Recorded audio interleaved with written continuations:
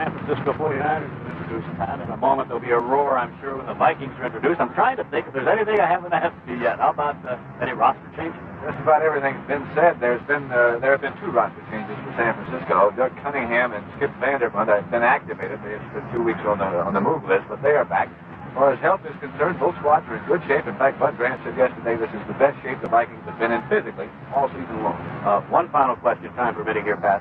If the field does get treacherous, if it freezes, as some say it will by halftime, in your experience, where is the edge, the offense or the defense? I think it must go to the offense because the defense, for the most part, particularly the secondary, is backpedaling, and they can't make the cuts. There's that roar you were talking about. The defensive secondary, in particular, can't make the cuts that they might normally be able to make. I think there's a little bit of an advantage to the offense. Both coaches were asked about that yesterday, and they gave us the same old cliche.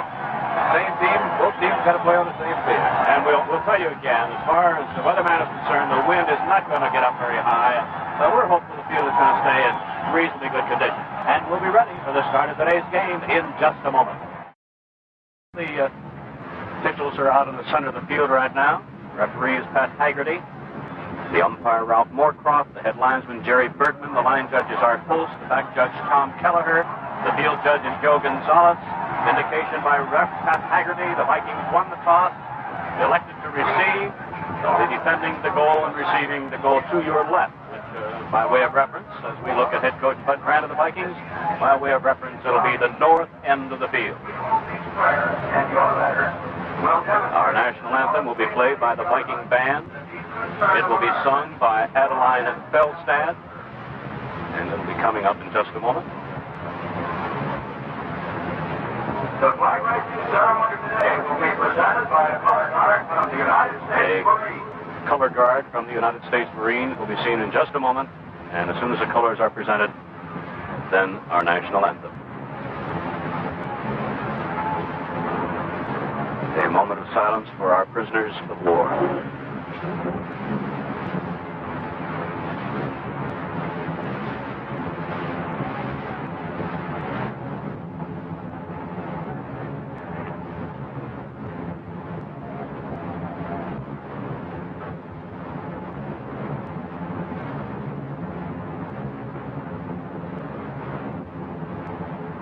Ladies and gentlemen, the Viking band, directed by Mr. Ralph Mendenhall, will play our national anthem, and Adeline Felstead will lead us in the singing.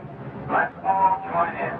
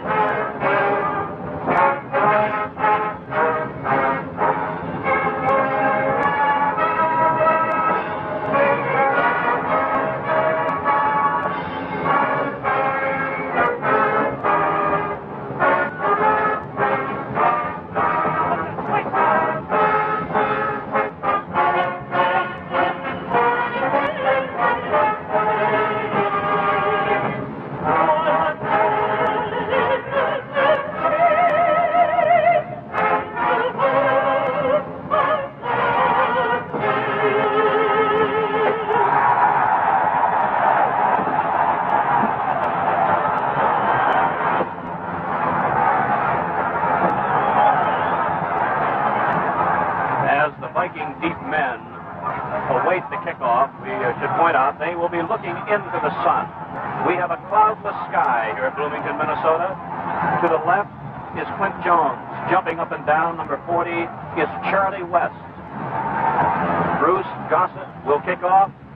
The National Football Conference's championship is on the line from Bloomington, Minnesota. We are happy that you are with us, and from all of us at CBS Television and the National Football League, season's greetings to all of you. Here we go.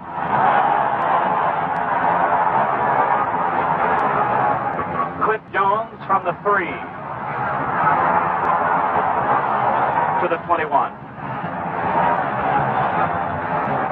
Met there by Bob Hoskins, an offensive lineman for the 49ers. And so the Vikings, with quarterback Gary Quazzo in charge. And Gary will be the last man to join the huddle. We'll start from the Viking 20-yard line. And, Ray, some of the viewers may have noticed that Jones, as he started to take off after he caught that ball, slipped. The field is a little bit slick at both ends, close to the end zones, where the tarp didn't quite cover the whole thing. And the middle is in good shape, and the players are wearing football shoes. Good sleep. Cliff Jones. First down. Linebacker Frank Nunley made the tackle. Watch that one again. Just a simple sweep with Osborne, number 41, leading and throwing a key block on Bruce Taylor, the cornerback. Snidecki is 58, making the chase. Nunley finally makes the stop, 57, but not before Jones gets his first down. In addition to Cliff Jones, in the offensive unit, the other running back is Dave Osborne, 41. Wide receivers are John Henderson, 80 to the right. Gene Washington, 84 to the left. Cliff Jones, first down.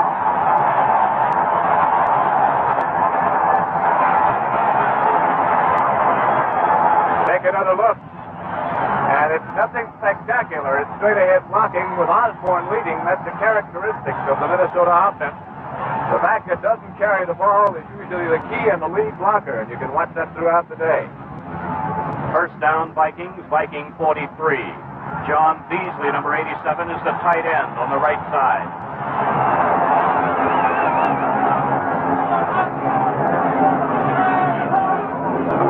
This is Osborne. To the 46. Dragged down by defensive end Bill Belk, number 72. Now the Viking offensive line, which has done such a great job for runners like Osborne. Grady Alderman, 67. Jim Malone, 63.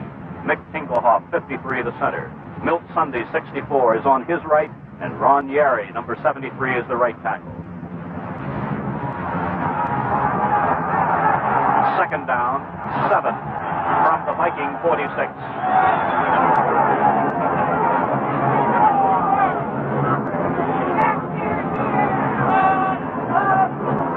Osborne,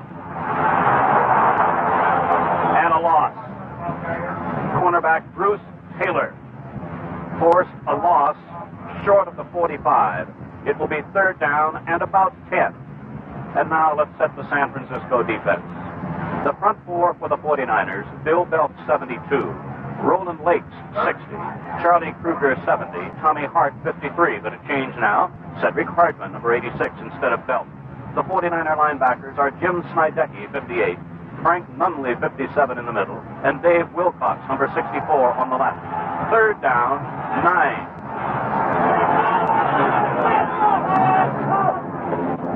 Quazzo. This is for Henderson. 8-yard line.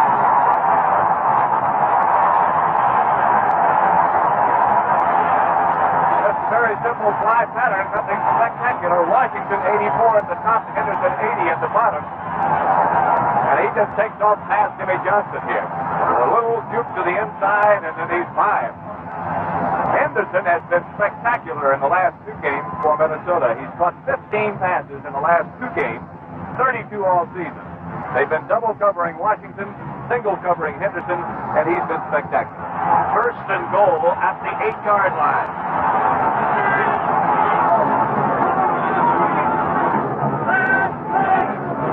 This is Cliff Jones. No gain. Charlie Kruger and Cedric Hardman made the tackle. That play carried from the Viking 44 to the San Francisco 8. 48 yards. Second and goal, the ball still at the 8-yard line. Our game is just underway from Bloomington, Minnesota. 10:49 left to play in the first quarter as Quazzo hit on his first pass to set up this scoring threat. Henderson goes to the right, working against Johnson. Gene Washington to the left. This is Cliff Jones to the 5. And that was Frank Nunley, who first made contact, number 57, with help. And what a year Frank Nunley has had. Here he is, 57, scooting down behind the line of scrimmage and then making his move just at the right moment to cut down Flint Jones, 26. It is 3rd and goal at the San Francisco 5. Waiting in the wings, Fred Cox, the place kicker. Now, Washington started the lineup on the left. Now he goes to the right. Henderson is to the left.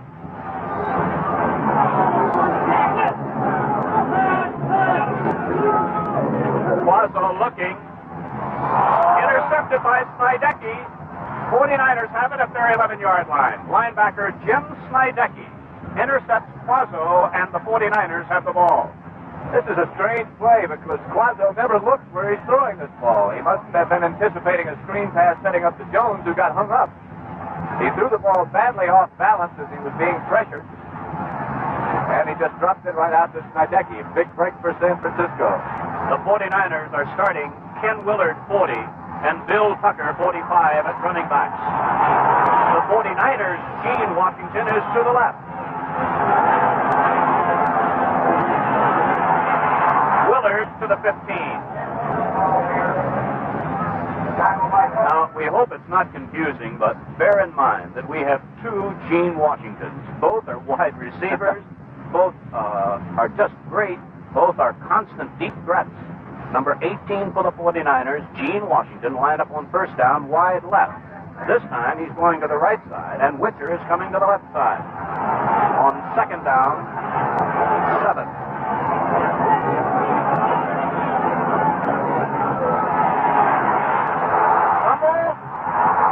This is Paul Krause. Touchdown.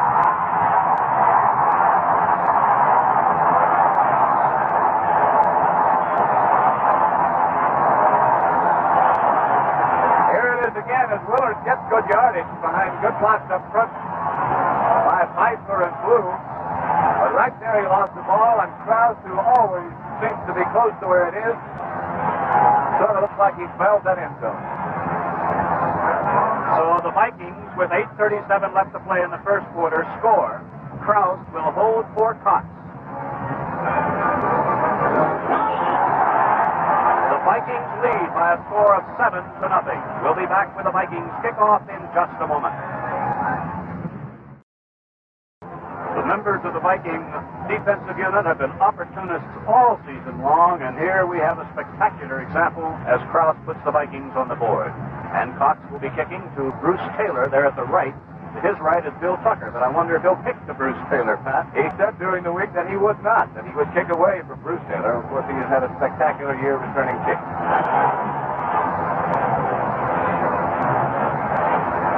This is Bill Tucker. And a good run back to the 23-yard line where Steve Smith ran him out of bounds. So the 49ers, not strangers to being behind, find themselves trailing 7-0. This telecast is presented by authority of the National Football League. It is intended for the private use of our audience. Any rebroadcast or other use of this telecast without the express written consent of the National Football League is prohibited. 8:27 left to play first quarter, 7-0. Vikings lead. Washington left, Witcher right.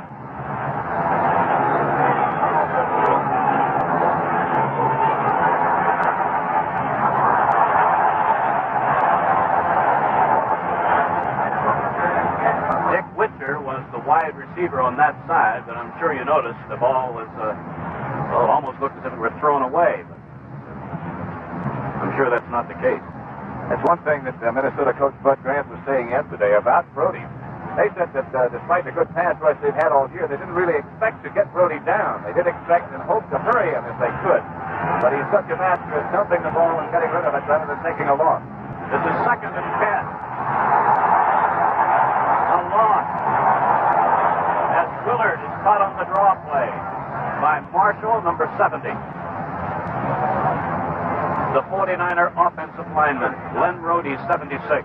Randy Beisler, 65. Forrest Blue, the center, 75. Woody Peoples, number 69, the right guard. And Cass Bamasak, number 79, the right tackle. Bob Windsor is the tight end. He's lining up on the right side.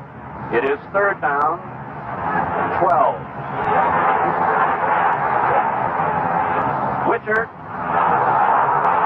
Very close to a first down. Run out of bounds by the Vikings, Bobby Bryant. Very, very close to the marker. I think what Lonnie Warwick is arguing about is not whether or not it's a first down, but whether or not Witcher, or was it Washington, that did make the catch in bounds or not. Most of the Vikings were yelling about the possibility that he didn't have both feet in bounds before he went out. Viking front four, so well publicized. Most of you, I'm sure, know the names and numbers of Jim Marshall, 70, Alan Page, 88, Gary Larson, 77, and Carl Eller, 81. It is a first down. Brody to Witcher. The Viking linebackers are Wally Hilgenberg, 58, Lonnie Warwick, 59 in the middle, and Roy Winston, number 60 on the left. 49ers first and 10 at their 34-yard line. Midway first quarter, Vikings lead 7-0.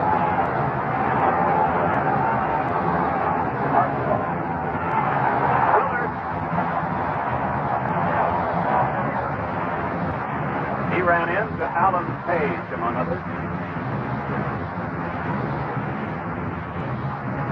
That is behind the San Francisco bench, and I think that's Cedric Larson. Just got his feet over there trying to get him warm and keep him warm. It was.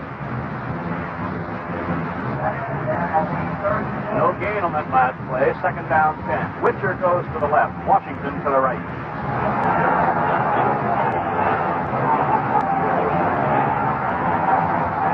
This is Tucker. And he's all the way down to the 49-yard line of San Francisco. And this is another 49er first down. One of the keys to the success of this play is double coverage at the top of your screen on Gene Washington. The Minnesota zone was rolled that way. Chiracman didn't have much help to meet this, and San Francisco had two blockers out in front. Chiracman is 45, and you talk about overpowering blocks on Chiracman and on Hilgenberg. They did some job. First and 10 49ers at their 49. This is Witcher. Gain on the play, 5 yards. Cornerback Bob Bryant made the tackle. And let's identify the numbers of this Viking secondary.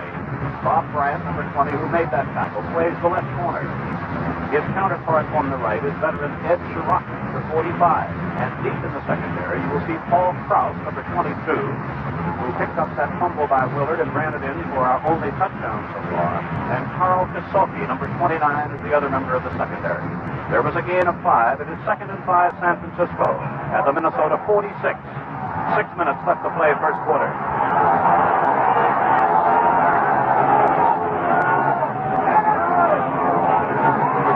Brody still has it.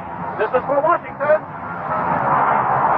He fumbled it into the end zone. If it was a complete pass, it is a touchback. It was ruled a complete pass, a fumble into the end zone. Bob Bryant recovered for a touchback. In the beginning of this play, San Francisco fakes the sweep, and Washington does get by the double coverage. Krause can't quite get over in time. Kasoki is the other man. The ball pops out and into the end zone. Washington's got no hope of getting there. So with the score, Vikings 7 and 49ers nothing. Let's pause for a moment. Here we go. Vikings from their 20 on the touchback. John Henderson with a fingertip catch for 5 yards at the 25, with Jimmy Johnson running him out of bounds. Well, 49ers have fumbled twice. Conceivably, a swing of 14 points right there, the one for the touchdown. And the fumble, remember, occurred inside the Viking 10, so conceivably the other fumble cost them a touchdown. 2nd and 5 Vikings. This is Dave Osborne, chased by Hartman, and a brilliant defensive play by first-year defensive lineman Cedric Hartman, number 86, with help from cornerback Bruce Taylor, number 44. And speaking of rookie tandems, what a job they've done. The two of them together have been outstanding throughout the year. Hartman usually doesn't play on what is considered to be a running situation. He is considered to be a fine pass rusher and very, very quick. And I would suspect that speed helped him out to a considerable degree right then. Loss of 1, 3rd and 6.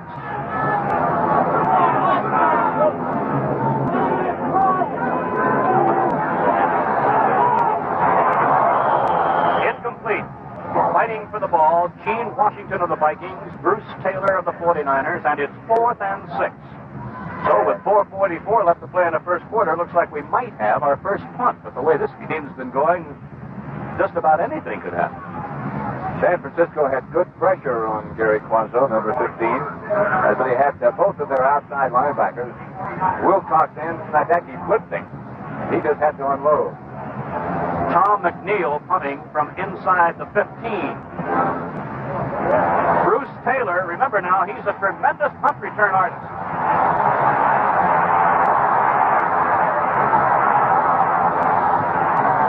He gets it back to the 38-yard line, where he is run down by Ron Yary, who held his position to keep him from getting outside. So the 49ers take over 1st and 10 at the San Francisco 38-yard line. And with the score of Vikings 7 and 49ers nothing, let's pause for a moment. 4.5 minutes left to play first quarter. Maybe 1 yard for big Ken Willard. Roy Winston helped make that tackle, the left linebacker of the Vikings. Gain of 1, 2nd down 9. The winner of this game will play Dallas for the National Football Conference's championship next Sunday. Gene Washington left, Dick Witcher right.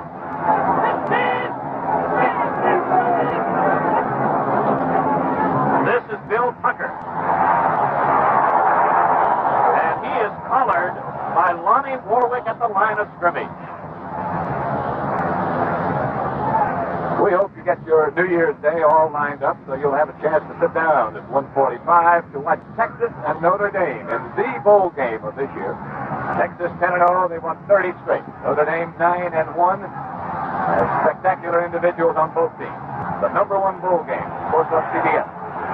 3rd and 9, 49ers.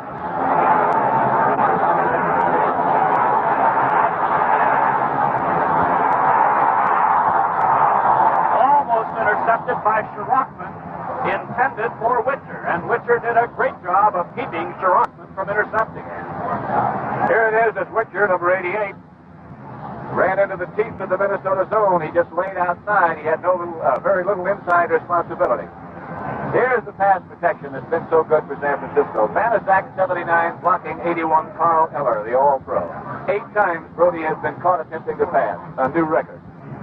On 4th and 9, punter Steve Spurrier comes on, and he'll be punting to Charlie West, who is deep, and in front of him, Bobby Bryant. 3:17 left to play first quarter. The Vikings are leading 7-0. Bearcat, Bryant, 32-yard line of the Vikings, and that's where the Vikings take over 1st and 10.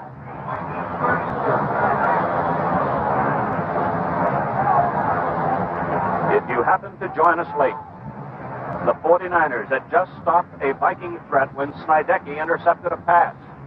And with San Francisco in possession, Ken Willard fumbled, Paul Krause picked up the fumble, ran it in for the touchdown, Cox added the extra point. Wide right, Henderson. Wide left, Washington.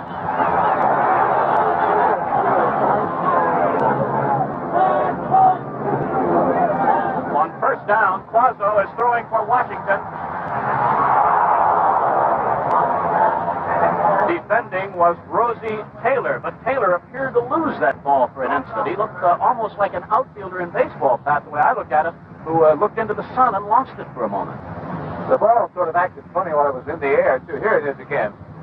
Taylor slipped down, I guess, as he turned around to look, and as you say, Ray, he looked like he might have lost sight of it as he turned around and didn't know quite where it was.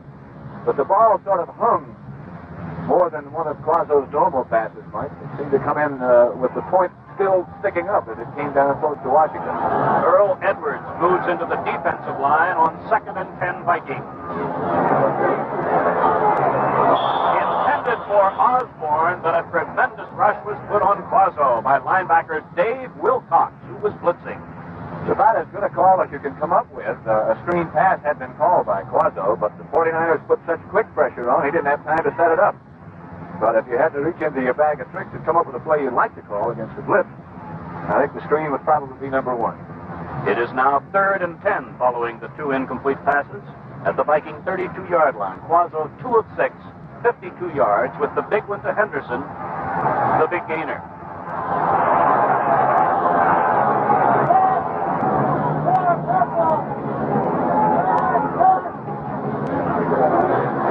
And Hardman nails Quazzo back at the 22.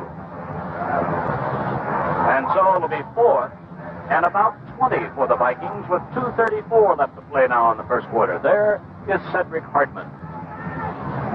And he must have given somebody a pretty good juke to get inside that fast. That was no blitz at all. They did fake it. But the linebackers backed away, and Hartman was on top of Quazzo by the time he turned around. He had to get inside of his offensive blocker. Taylor is deep at the 49er 40. In front of him is Johnny Fuller as Tom McNeil prepares to punt. Taylor at the 43. Look at him go. 40. 30. He's inside the 30. Fantastic performer, Bruce Taylor. Finally nailed by the punter, Tom McNeil.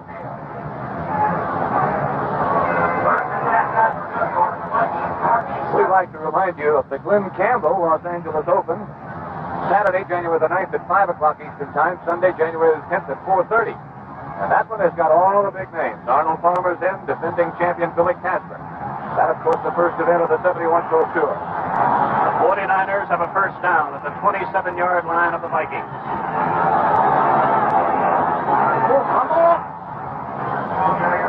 Looks like the 49ers got it back. Ken Willard fumbled and I believe recovered his own fumble. Yes, he did. Gain of 3. It'll be second down 7. There's the head man of the 49ers, Dick Nolan, leaning over. Time running out here in the first quarter. Just over a minute left to play. To the left comes Witcher, and to the right is Gene Washington.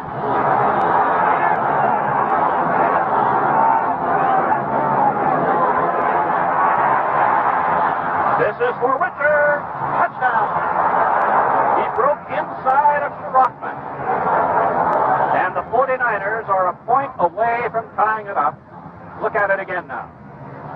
Sherrockman has to be confused on what the coverage is here because he goes to the outside, and Sherrockman must figure he has inside help coming from Paul Kraut. There had to be some sort of mistake made in the Minnesota secondary because he just laid to the outside the whole time. So with 1 minute and 1 second left to play in the first quarter, Brody will hold for Bruce Gossett as the 49ers try to tie it up.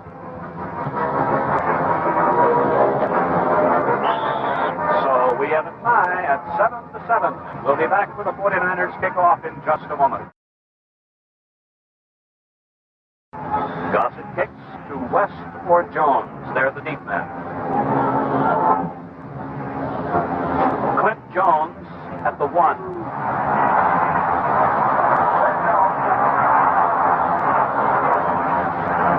Preston Riley made that tackle. And the Vikings will start first and 10 from their 21-yard line with 51 seconds left to play in the first quarter. Interesting, Ray. I think yesterday at the press conference, news conference for both coaches, they asked Bud Grant, the Minnesota coach, if they expected a low-scoring game. And as he talked, the Dallas-Detroit game was on in the background, and he said, no, I don't think you'll see anything like what we're watching right now. I think we'll see some points on the board. Henderson right, Washington left, Jones and Osborne the running backs.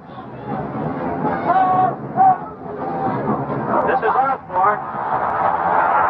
Look at that effort. He's out to the 43-yard line before Tommy Hart finally made the tackle. It would be hard to give anybody much credit except Dave Osborne for this run. This is all individual effort by number 41. And he told me a couple of weeks ago that he really likes to run in the cold weather and a hard field like this. The Vikings first and 10 at their 43-yard line. Henderson to the left side.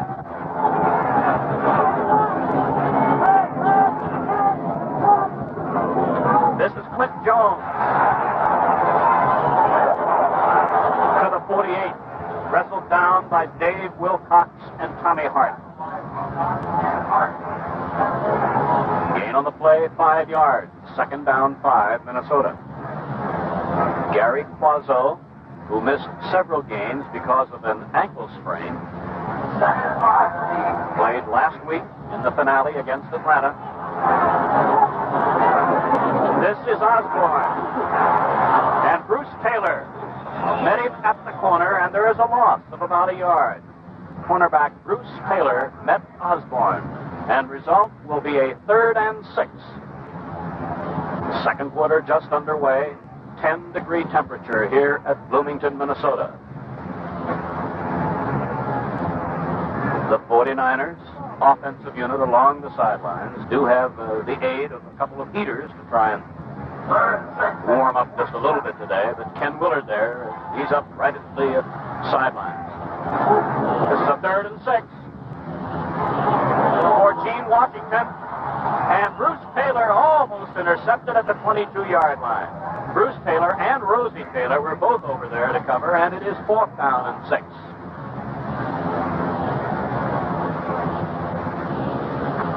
So Tom McNeil comes on. Bruce Taylor, of course, stays in now. He's the premier punt return man in the conference. He'll have Johnny Fuller back there with him inside the 20, and they're looking into a very, very brilliant sun.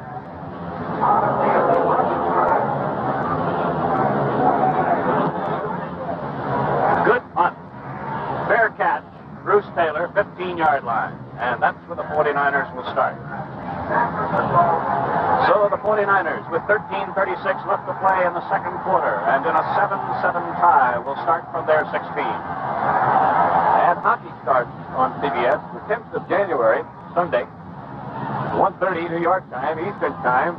It'll be the Philadelphia Flyers against the Montreal Canadiens in Montreal. The running backs again are Willard 40, Tucker 45.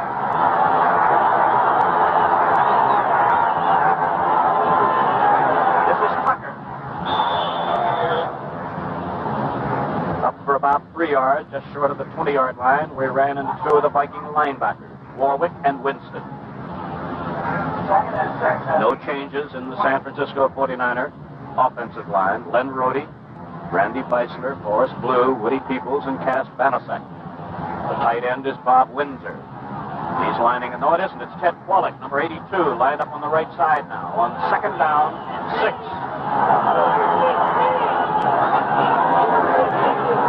Tucker, fumble.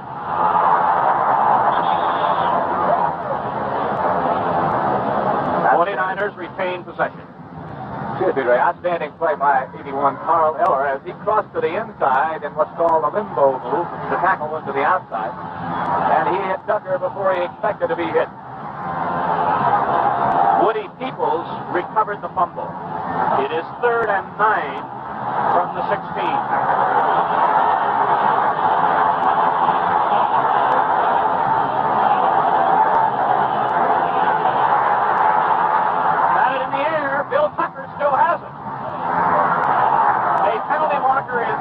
At the 14-yard line. Now there's an unusual play. Did you notice which of the Vikings kept it? No, I didn't, but we'll take another look right here, right? It's a screen pass as Brody tries to set up to hit Tucker. And I believe it was Jim Marshall who tipped it and knocked it up into the air. But still, Tucker managed to make the catch, some sort of flag throw. Let's see what the penalty is. It would appear to have been against the 49ers. Yes, a personal foul for flipping. The Vikings decline. They want the football on 4th and 9. So Steve Spurrier, with about 12 minutes left to play in the first half, will be punting to Charlie West and Bobby Bryant.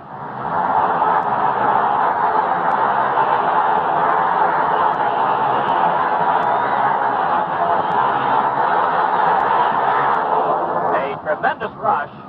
Fair catch at midfield by Bryant. So the Vikings are in great position. There's Steve Spurrier. Spurrier went into his little act hoping that he might be able to draw a penalty, as the Vikings did have a big rush on. They blocked 4 punts during the regular season, a new NFL record. So with the score, 49ers 7, Vikings 7. Let's pause for a moment. Washington left.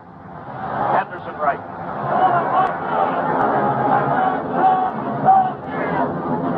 Jones,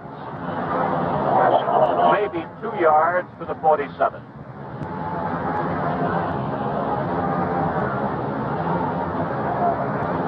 Game 2, second down 8 coming up.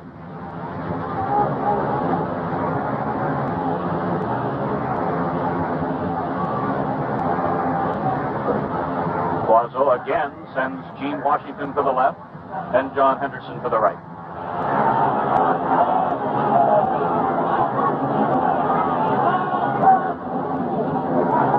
Osborne, he's to the 43, where it will be 3rd and 4.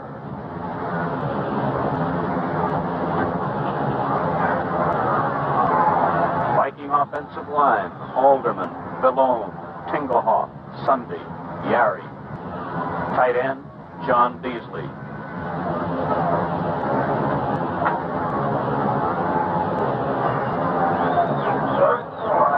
This time, Washington goes to the right to work against Johnson and Henderson to the left.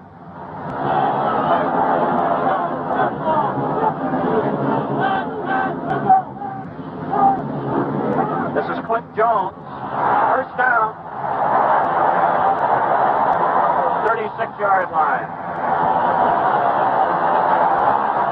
That's one of the things that makes the Viking offensive unit tough to defend. Because almost anybody else, 3rd and 4, you would assume that they would almost certainly put the ball in the air.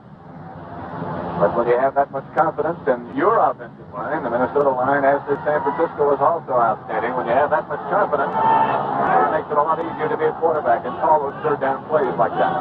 1st and 10 Vikings. Quazzo throwing for Henderson.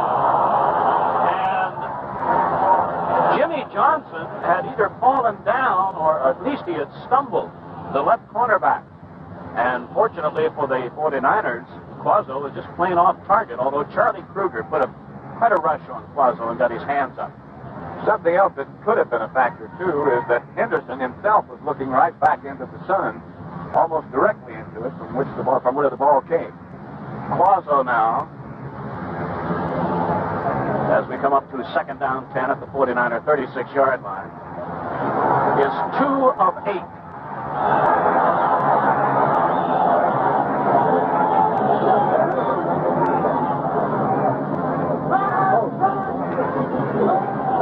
Second and 8. This is for Gene Washington, and Brooks Taylor batted it away at the goal line at the very last instant, and it'll be 3rd and 10. And again, San Francisco's defensive lineman looped and studded. Here is Hartman. Edwards comes to the outside. Hartman goes to the inside. Cedric, of course, is very quick. And he got to Quazzo just as he let it go. Rarely does the quarterback ever know if the pass is completed or not. And now, one of the great all-around performers, Mr. Do-Everything, Jim Lindsay, number 21, comes in the game. John Beasley goes out. Lindsay is lining up at tight end. 3rd and 10.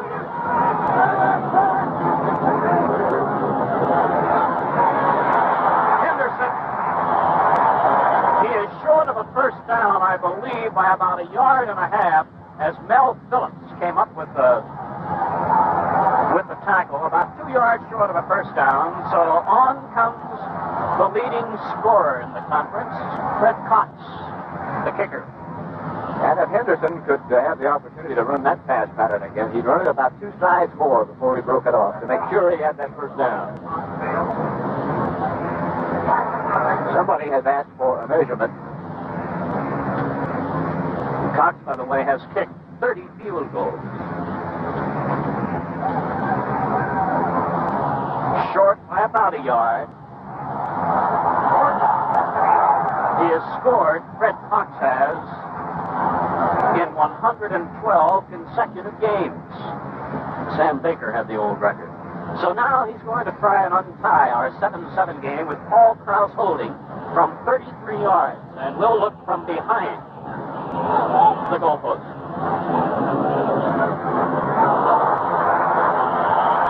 It is wide to the right and not good.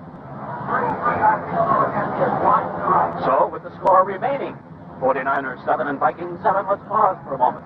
1970 NFC Divisional Playoff game, the San Francisco 49ers at the Minnesota Vikings. We now move to further action. This is Osborne. 26-yard line.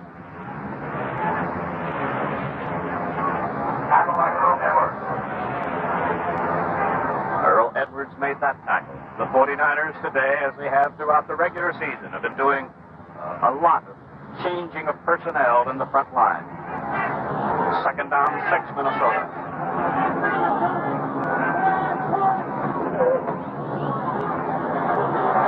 Henderson. First down, 34-yard line. Shoved out of bounds by Jimmy Johnson. So Quazzo now has moved the Vikings to 2 consecutive first downs. This one at the Viking 34 with 4:12 left in the half, and with the receiver going out of bounds, the clock, of course, is stopped. Quazzo now 4 of 11 for a total of 68 yards. This time, Henderson comes to the wide side, the left.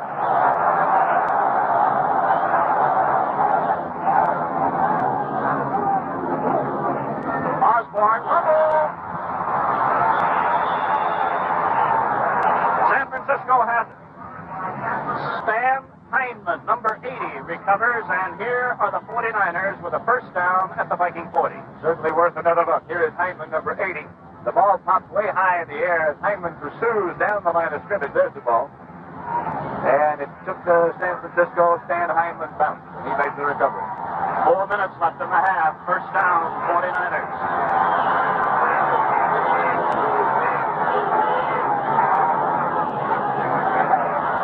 This is Bill Tucker.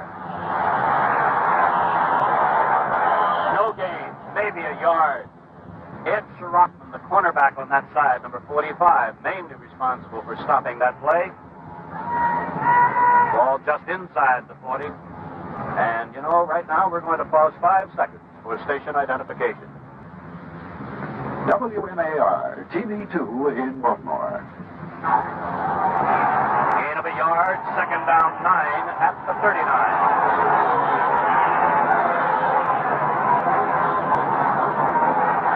Willard.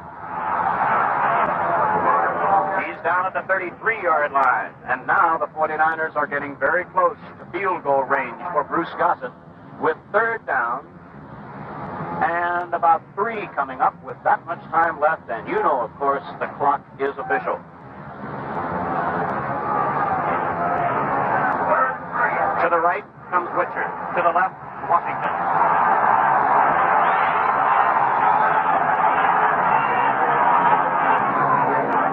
This is a 3rd and 3. Intended for Tucker. And so it is 4th down. And here is Bruce Gossett, who has meant so very much to the San Francisco 49ers this year.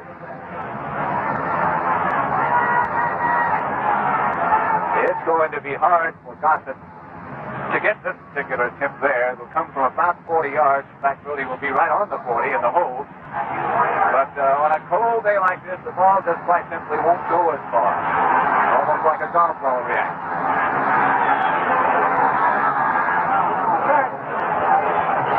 It is good. So the 49ers take the lead for the first time by a score of 10-7. We'll be back with San Francisco's kickoff in just a moment. We have some very, very special viewing for you at halftime today, and just as soon as Bruce Gossett kicks off, we want to tell you about it, because it is something special, and I know you'll want to see our halftime today. 2:27 left to play first half, 49ers leading 10-7.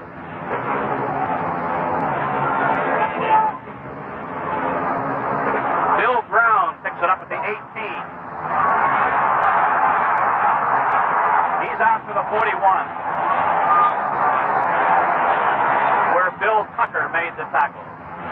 Now, at halftime today, remember earlier we mentioned that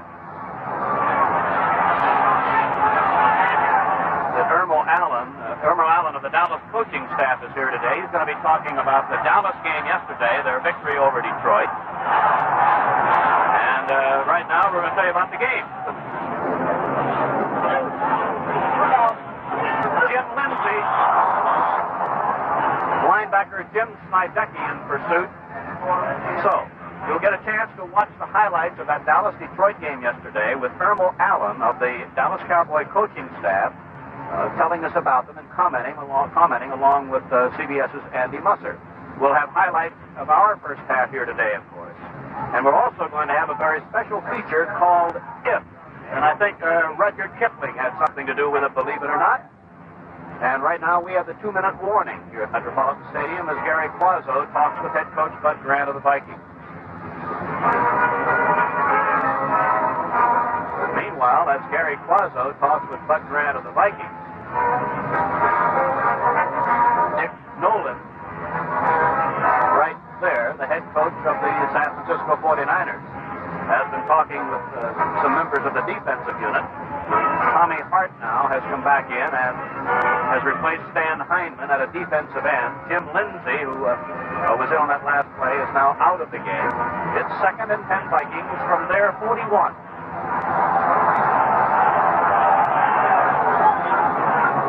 This is Clint Jones.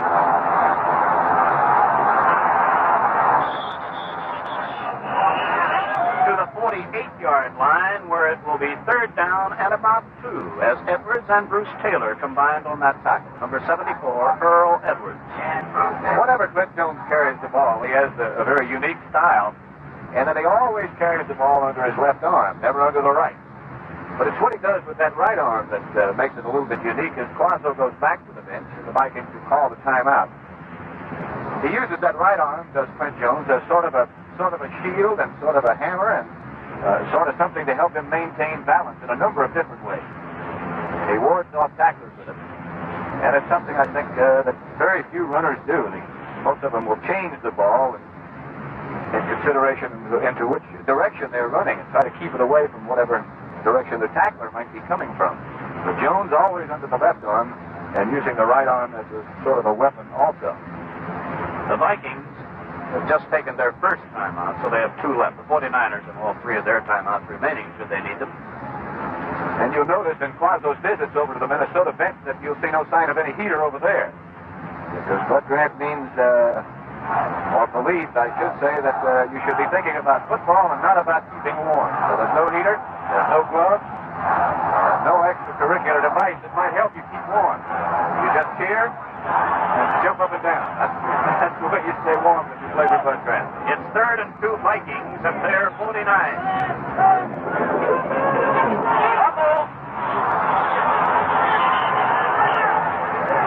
49ers have it. The first preliminary signal from one of the officials is the ball belongs to the 49ers. All the Vikings reporting in their direction, but the officials reporting in the 49er direction. Now, I'm not sure as to which of the 49ers came up with the ball. It's 1st and 10 San Francisco at the Viking 45 with 1:39 left in the half. The 49ers with all 3 of their timeouts left. This is Willard. And he's inside the 40 to around the 37. And immediately San Francisco asks for a timeout. So the 49ers have 2 timeouts left. When play is resumed, it'll be 2nd down and 2 at the Minnesota 37-yard line. And of course, in John Brody, we are looking at a quarterback who not only does all the things well that a quarterback should do, but Pat, I can't help but think of the drive in the closing moments at Atlanta. And it's really just a coincidence, looking back on it, that it did not wind up in a victory, but Norm Van Brocklin, the coach of the Atlanta team, said after the game it was absolutely a perfectly executed drive by a quarterback making use of every second to the best advantage of his team. And that is not the only time that we've seen him do it. We've seen him do it throughout the course of this year. Strangely enough, statistically, Ken Willard has carried 10 times for 39 yards during the first half, and the 49ers have 39 yards. So Willard's got them all. This is a 2nd and 2 now for the 49ers at the Minnesota 37-yard line. Washington left. Switcher to the right.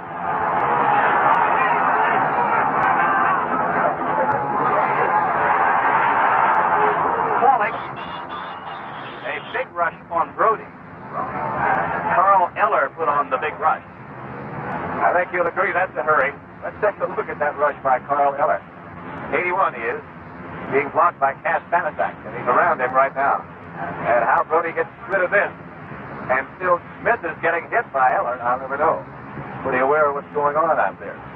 So now it is 3rd and 2 with 1:23 left in the half.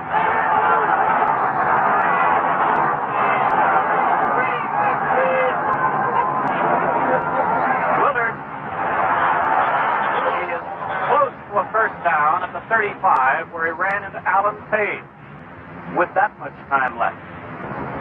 He had to get exactly to the 35. The markers are on the 45 and 35. And it looks like he might have the nose of the ball within at least an inch of that. This is going to be awfully close. And a big measurement this is. I think you're going to take a look.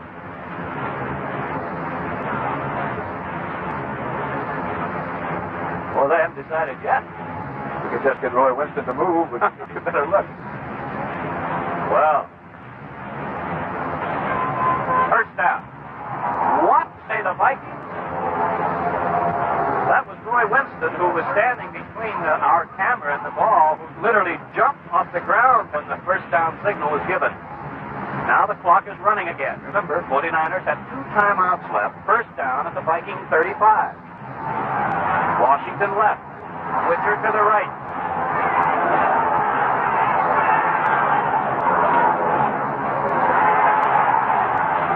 This is Bill Tucker. Incomplete, and it'll be 2nd and 10. And Tucker really... Who was it racked him over there? Linebacker Wally Hilgenberg. That stops the clock with 52 seconds left. Tucker was open, and although he did drop the ball, Hilgenberg just wanted him to be aware that he was not too far away. And Doug Cunningham has replaced Bill Tucker in one of the running back spots in San Francisco. Cunningham also an excellent pass receiver.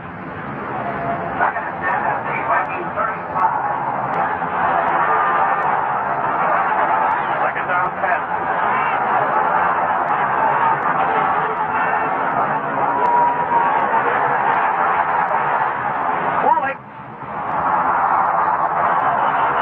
Out of bounds inside the 15 at the 13. As there was a big rush put on Brody by Larson and Page.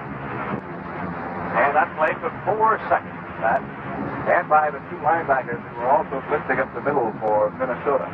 Down here, in this particular part of the field, San Francisco receivers on the left side will be operating into what's been in shadows for quite some time, and I'd imagine that's very hard, and it's going to be hard to make a cut on that part of the field. On the top of your screen, you can see those shadows I was talking about.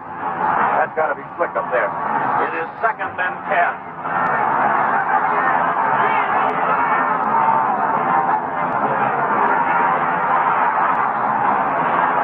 Intended for Cunningham, but again, a tremendous amount of pressure exerted by the Vikings. And as much of a rush as Minnesota has put on, there's Bruce Gossett, number 30, checking his socks and his toe, getting ready for a shot at a field goal and another San Francisco 3 points if needed. Bruce Gossett. And there was a penalty marker on the last play. I did not see it. And as you can see, it's a 15-yarder that moves the ball out to the Viking 28-yard line. John Brody went over to referee Pat Haggerty to, I guess, ask him about what happened. Here's the signal now. Ineligible receiver downfield. Now, I believe that costs a down. Yes, it does. So now it is 3rd down and 25. But they have not changed the down marker on the field or on the scoreboard. This is Willard. He was caught by Alan Page.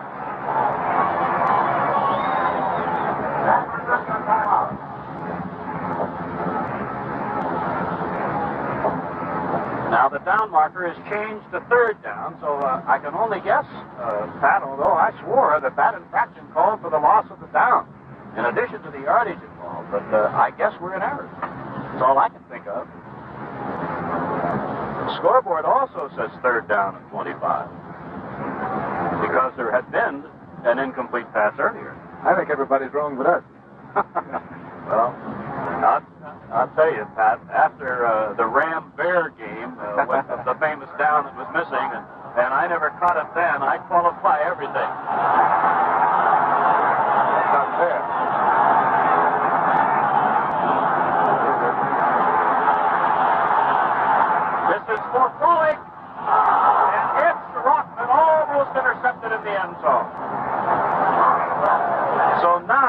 says fourth down on the down marker and on the scoreboard, and Bruce Gossett comes on with 25 seconds left. Veteran Ed Schrockman almost intercepted that one in the end zone. So Bruce Gossett, who has kicked a field goal of 40 yards, will be attempting one of about 35. As the 49ers lead by 3. Brody is the holder at the 35. You can see it's at the hash mark, the inbounds marker. Partially blocked. So the Vikings take over. It's a touchback. The Vikings will have the ball with 19 seconds left in the half. And I would imagine that rather than take a risk of giving San Francisco another shot here, as a dejected John Brody and San Francisco offensive unit depart the field, I'd imagine that Minnesota will just run the clock out here and regroup and get warm in the locker room at halftime. I am told, Pat, that we were in error, that there was no loss of down, so we stand corrected, and as is almost always the case, the officials are right again. Bill Brown is in the backfield, and he carries for a couple of yards before he runs into Frank Nunley, and that might have been the final play of the first half.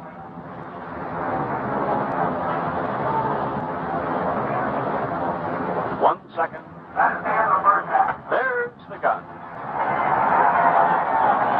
That's the end of the first half.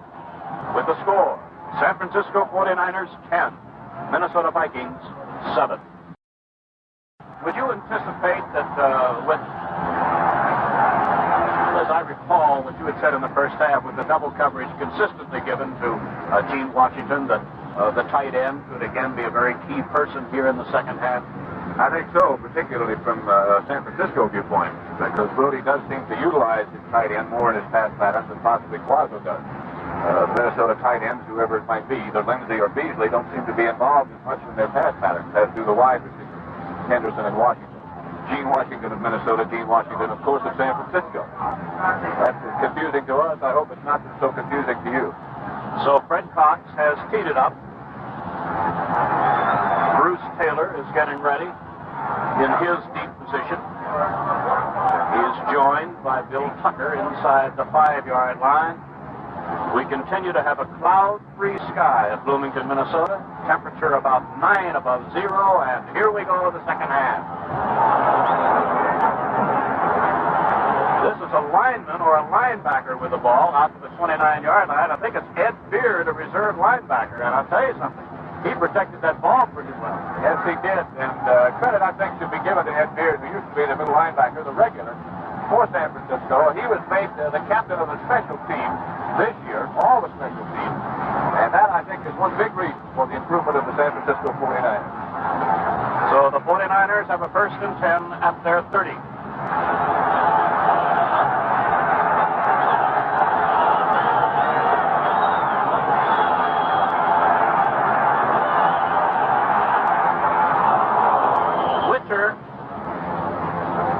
There was almost an interception by the cornerback, Bob Bryant. If your child is school age, you'd better start doing your drug homework. You'll find a simplified cram course on drug abuse in the Federal Source Book, answers to the most frequently asked questions about drug abuse. For your free copy, write the National Clearinghouse Drug Abuse Information, Box 1080, Washington, D.C. 20013. Gain of 4, second down 6.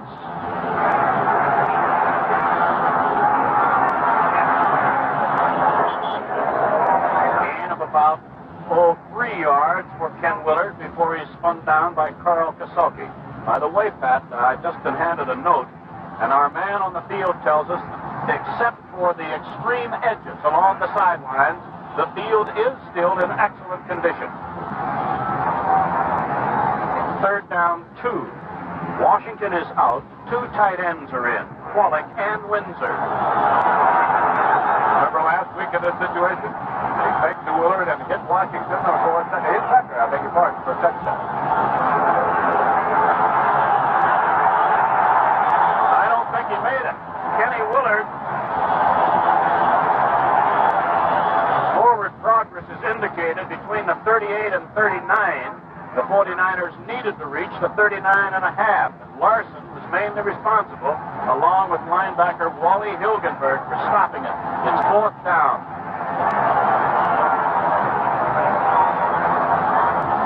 Second half just underway at Bloomington, Minnesota. The 49ers are leading the Vikings by a score of 10-7. And Steve Spurrier will be punting to Charlie West and Bob Bryant.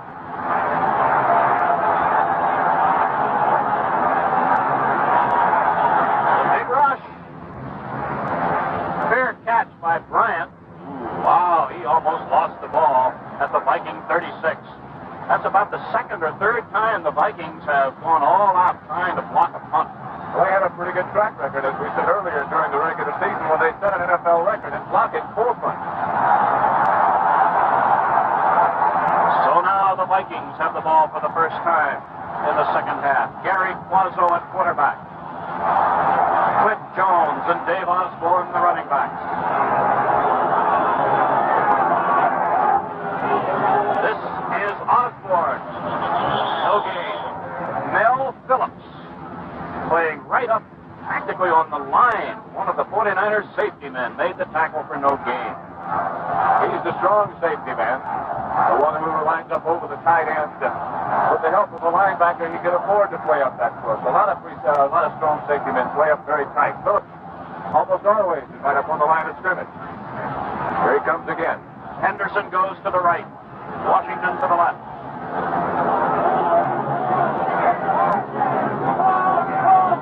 Second and 10. And a tremendous rush by Wilcox forced Quazzo to be off target on a pass intended for Henderson, and it is third down and 10. Minnesota is the team with the reputation for putting on the strong pass rush, but today it's been just about equal. 49ers have hurried Quazzo on a number of occasions. Front four for the 49ers right now: Cedric Hardman, Roland Lakes, Charlie Kruger, and Tommy Hart. Third and 10 coming up. It's Henderson on the left side now. Washington on the right side.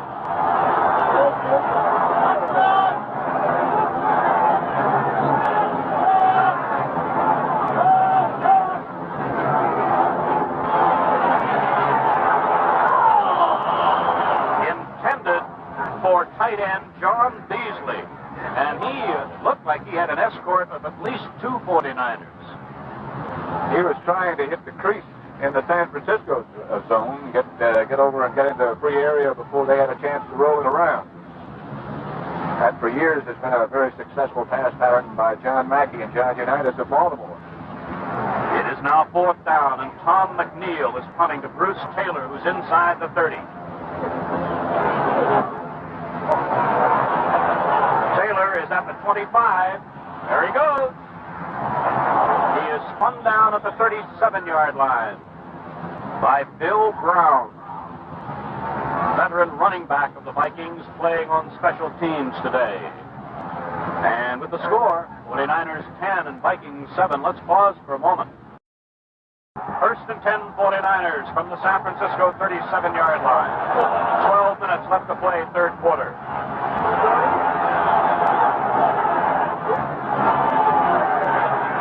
This is Bill Tucker. And he has a gain of about 7 yards to close to the 45-yard line, where Roy Winston made the tackle. In fact, he has a gain of 8 yards. Bill Tucker. Second down 2, San Francisco.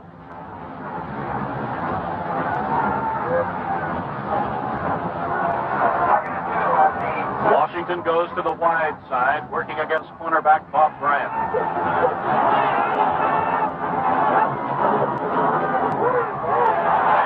Alan Page gets to Brody. That's the first time that Brody has been nailed today with the ball. And he had his back to the rush, probably is the reason. He had faked the sweep play and was going deep to Washington, a play that he had used earlier in the game. Probably why he wasn't able to get rid of the ball is that he was still carrying out the fake and still had his back to Page and the rest of the Minnesota front four. That is only the ninth time this year that he has been caught attempting to pass. Loss of 8. third and 10.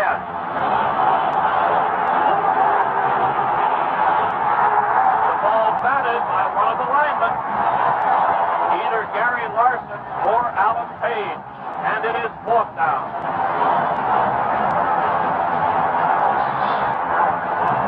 Probably talking to Bill Tucker. That was Tucker, number 45, that Brody was motioning to. Again, Minnesota had a stunt going on in their defensive line. And Tucker was probably supposed to be the optional blocker and pick up in case somebody got loose, and he probably didn't do it. So Spurrier comes into punt. We haven't had a first down yet in the second half, and 4 minutes have been played.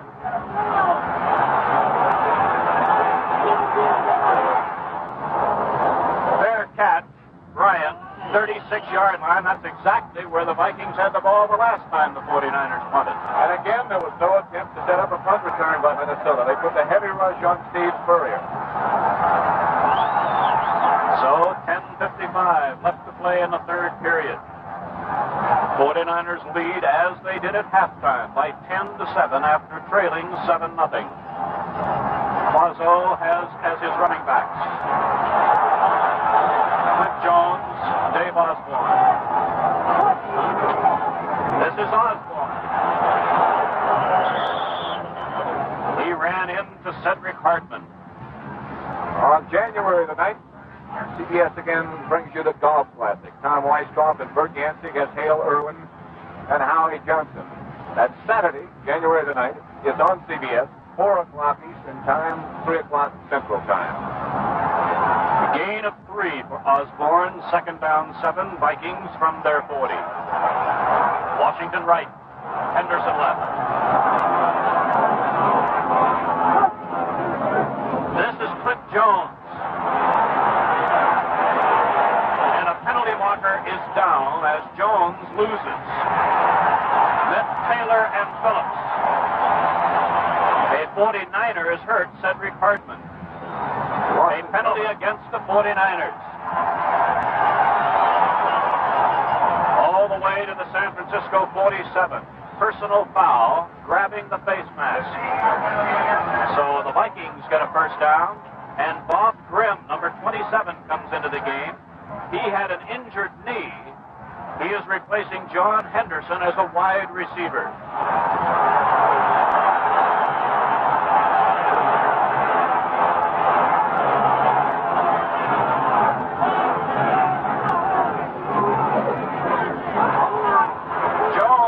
Behind the line. Looks like there might have been a bit of a mix-up on the handoff from Quazzo. Frank Nunley made the tackle with help from Mel Phillips. Loss of 1. Excuse me, Ray. You're watching 2 defensive units that are both really fired up now. The Minnesota crowd are cheering their purple gang on, and San Francisco playing equally as well. Bill Belk has replaced Hartman. It is second down 11. This is Jones. He was hit way behind the line by Bill Belk, and he finally got back to around the line of scrimmage where it will be third and 11. And Jim Lindsay comes off the bench now, number 21. He'll come in at tight end instead of John Beasley. Now watch those 3 San Francisco linebackers. As we have a 49er shaking just a bit, I think it's Mel Phillips, strong safety man. But watch those 3 San Francisco linebackers, Nunley, Wilcox, and Snidecki. They will without doubt fake a blitz now here in this passing situation. Now whether they'll come or not, and whether Quazzo changes his play at the line of scrimmage, if he thinks they're coming, he probably will. But watch him. They'll do their little dance, I imagine, this time. It's third and 12. And a penalty marker down as Quazzo throws to Lindsay. It is ruled an incomplete pass. Rosie Taylor came up with the ball, but it had appeared that one of the Vikings was across the line at the snap. We'll see. Wilcox did put the pressure on Quazzo, and I would imagine that San Francisco will decline this as they want the football. Yes. It was Lindsay. He's 21, lined up at the bottom of your screen. Watch him jump off sides here. He did not get back in time, but San Francisco declined the penalty. So with 8:34 left in the third quarter, Bruce Taylor is back with Johnny Fuller for an anticipated punt from Tom McNeil.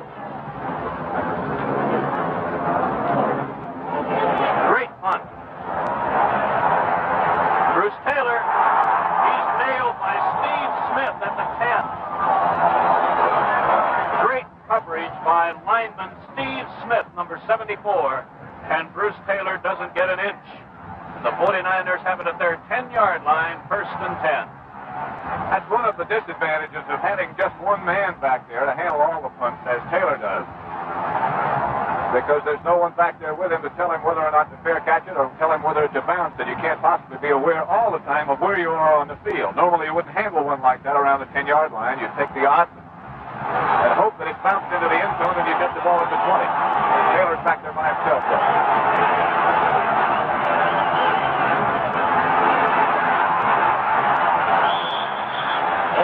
Yard or so for Kenny Willard.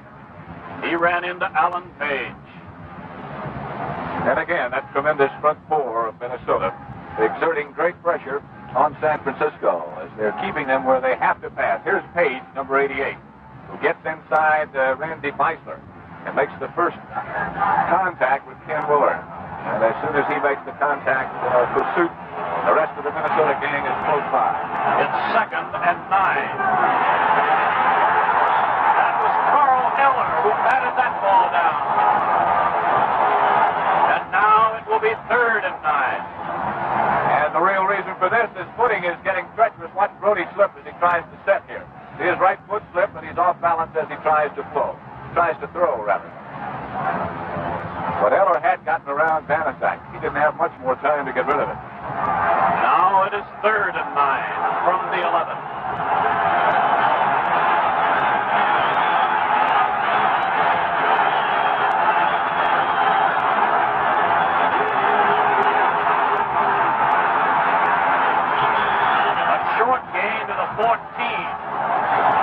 And it'll be 4th down at about 6. As Willard is able to get only a couple of yards. So with 7 minutes to play in the 3rd quarter, the Vikings, trailing by 3, are getting ready for a Steve Spurrier punt. The punt return men are Bob Bryant up close, and behind him Charlie West. And watch Minnesota and see if they put the pressure on again or if they hit and fall back and try to set up a punt return.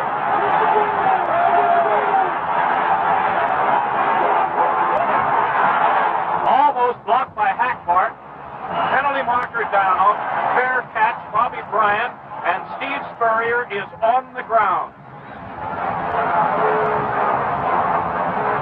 Spurrier is one of the better actors in this situation. Anytime somebody comes close to him, he'll fall down in the hope that he might be able to draw a penalty. The Vikings are very upset about this.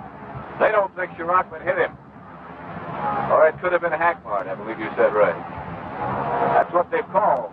Let's watch again. Hackbart is 49, and there's not much doubt about whether or not he hit him. So it is an automatic 1st down, San Francisco at their 19. 6.5 minutes left to play in the 3rd quarter. This is Tucker, and Eller has him. Massive and quick Carl Eller comes up with yet another brilliant play. There is a loss back to the 16. And that defensive unit, I think you can see now why they've gotten the reputation that they've gotten. They're really putting on the pressure onto San Francisco's offensive unit now. Loss of 3, 2nd down, 13.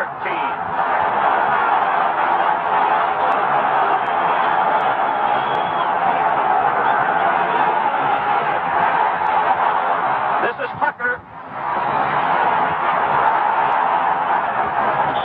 And a great effort gets him out to the 24-yard line where Gary Larson made the tackle. And coming up will be a 3rd and about 5 from the San Francisco 24-yard line. Time left to play, 3rd quarter, 5.5 minutes. No scoring here in this quarter. 10-7, the 49ers are leading. And for a moment, that game by San Francisco and that effort by Tucker quieted this crowd here at Minnesota. Just a minute. But it's been almost a continuous uproar since the second half began. It's got to be an advantage to play at home.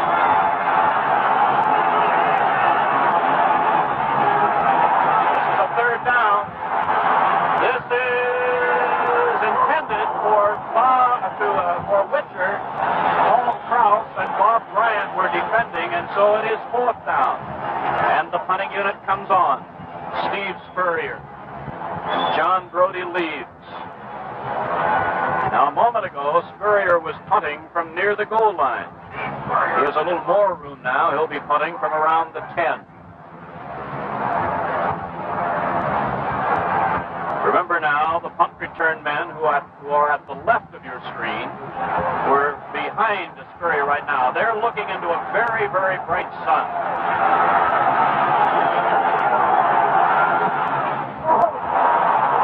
Bearcats, 48-yard line, and the Vikings have the ball.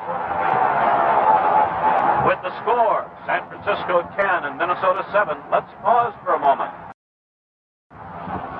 Gary Quazzo's wide receivers are Gene Washington to the right, John Henderson to the left, tight end John Beasley on the left side.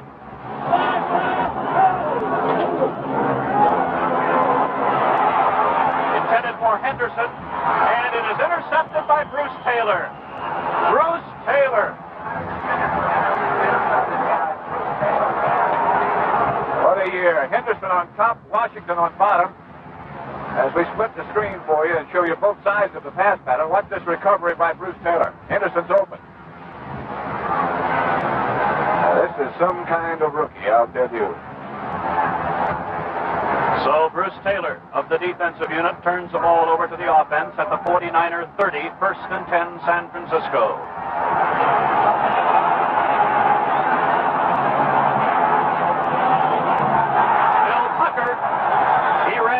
Linebacker Lonnie Warwick behind the line. Wow, what ferocious defensive play by both of these teams. Ted Pollock now goes in at tight end, number 82, in place of Bob Windsor. Loss of 1. It'll be 2nd and 11 from the 29-yard line, between the 28 and 29. The clock is running. 4 minutes left in the 3rd quarter. Gene Washington comes left. Dick Witcher is to the right.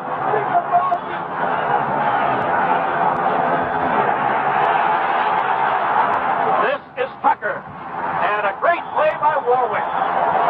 Lonnie Warwick caught him from behind, and it'll be 3rd and 10 at the 30. Number 59, middle linebacker, one of the Viking co-captains, Lonnie Warwick. San Francisco had a screen set. There was a big Viking pass rush.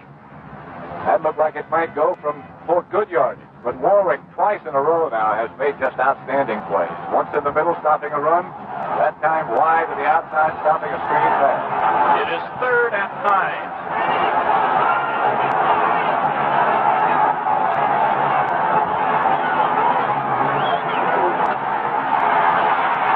The ball batted again. Alvin Page.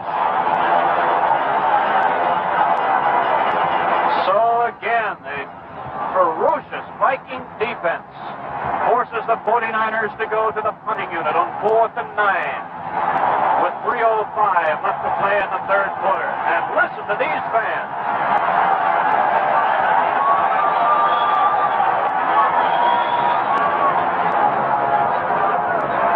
Well, Steve Spurrier's last punt didn't seem to be more than about 6 or 8 feet off the ground.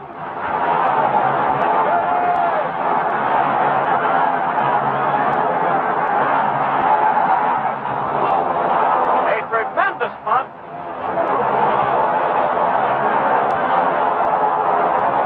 And the Vikings will have it all the way back at their 10-yard line as the Vikings almost blocked another one. And how he got off such a punt under that pressure, I'll never know. That by far is the best effort we've seen Spurrier come up with today, and he almost blocked it. Down he goes, hoping again. But this ball was so far and so well kicked that it got away from both the Minnesota deep men and put them in a hole. And the crowd goes quiet. So now 2:40 left to play, 3rd quarter.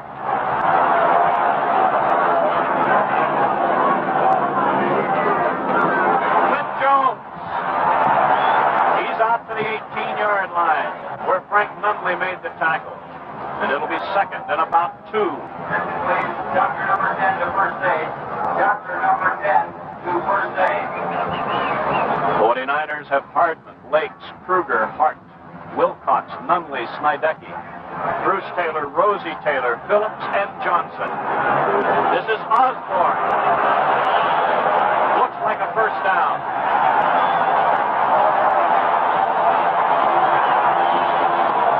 That's the first Viking first down of the third quarter, I believe, Pat.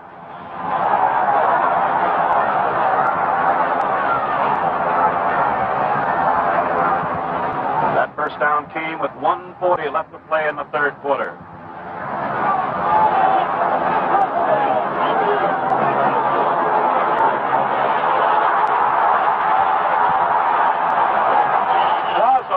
The first down, or close to it.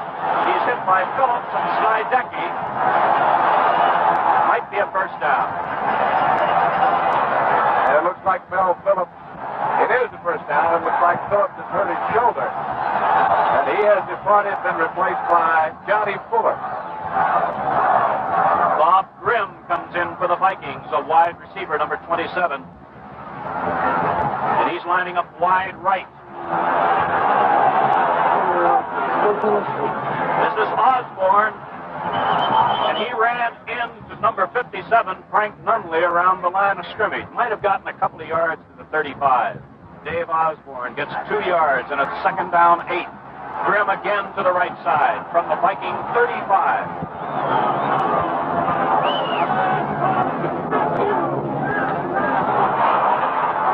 Almost intercepted by Earl Edwards. The San Francisco lineman was right there. In a passing situation right now, but keep in mind he's been under tremendous pressure. The tight end is Lindsay.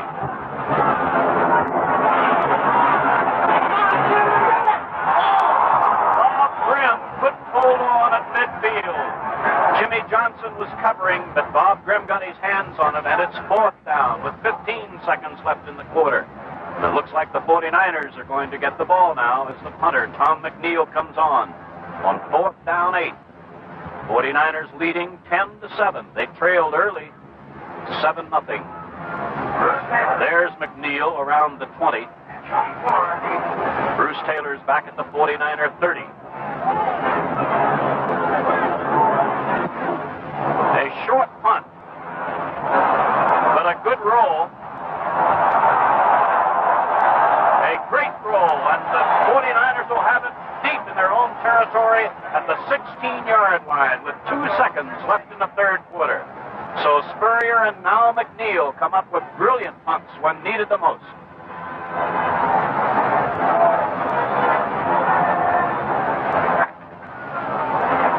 Look, there's the gun. That's the end of the third quarter with the score. San Francisco 10, Minnesota 7. Let's pause for a moment. The tight end, Ted Wallach. And he's out of bounds out at the 27-yard line. A penalty marker is down inside the 20. Wallach had gained enough for a first down. That's the tight end around play, a play that the 49ers have gotten good yardage out of throughout the year. This penalty is going to be against San Francisco.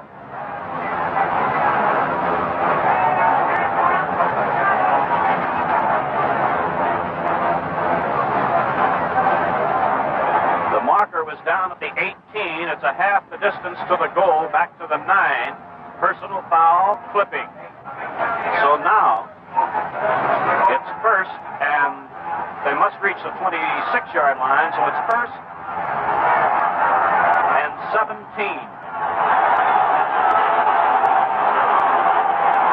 This is Willard.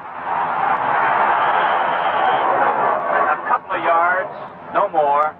By the way, we received word that Mel Phillips injured his right wrist, the strong safety of the 49ers, and he left the game, was replaced by Johnny Fuller. As usual, Ken Willard has had another busy day, 18 carries for 53 yards, and he has been just about all of the San Francisco running attack. It is second and 14.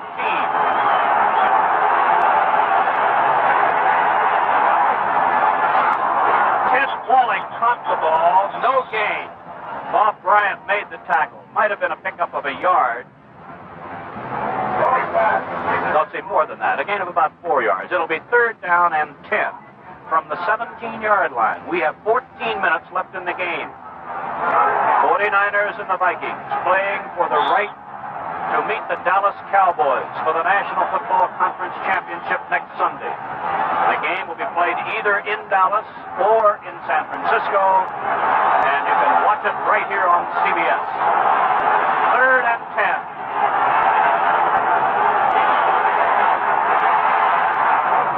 This is Tucker. He has a first down out across the 35-yard line.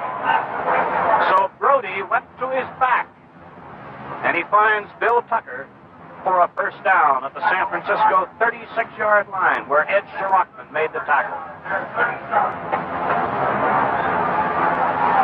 That's a big play for San Francisco. It gets them a little operating room, plus something else you have to think about. There had been tremendous pressure on their defense, and it gives them a little bit of a chance now to rest. Witcher to the right, Washington to the left.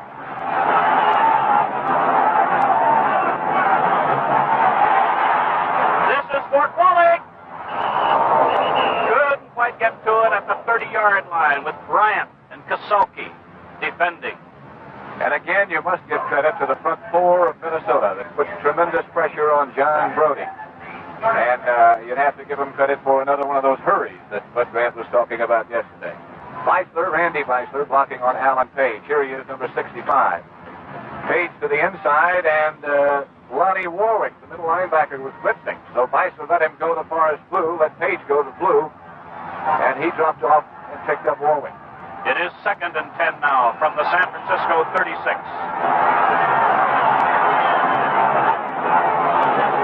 This is Willard to about the 39-yard line, where it will be 3rd down and 7, and Wally Hilgenberg made that tackle. In fact, he reached the 38-yard line. It's 3rd and 8. And here comes another big challenge to the San Francisco offensive line, because you almost know it must be a pass from Brody. And as good a job as they have done protecting him all year long, here is another, as we said, challenge. That time, Carl Kasalki, the strong safety man for Minnesota, the last play was up on the line of scrimmage, as he is now, and he blitzed. Let's see if he comes down. This is 3rd and 8. This is Tucker, and he is short of a first down. The fumble, and it is a live ball. It's Minnesota's ball. And Tucker is down.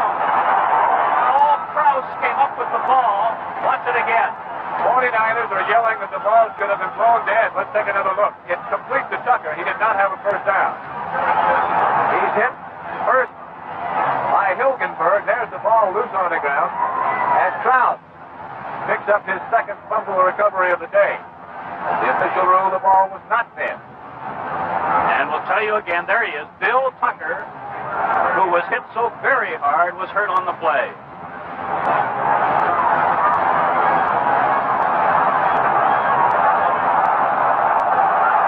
Remember, there can be no tie. Sudden death football. 1st and 10 at the 32-yard line of San Francisco. This is Quint Jones. He gets nailed behind the line. Bill Phillips is back in the game, injured right wrist and all, and he made that tackle, and there's a loss of 1. And Osborne is replaced by veteran Bill Brown, number 30. Brown, of course, is a fine pass receiver coming out of the backfield and an excellent pass blocker.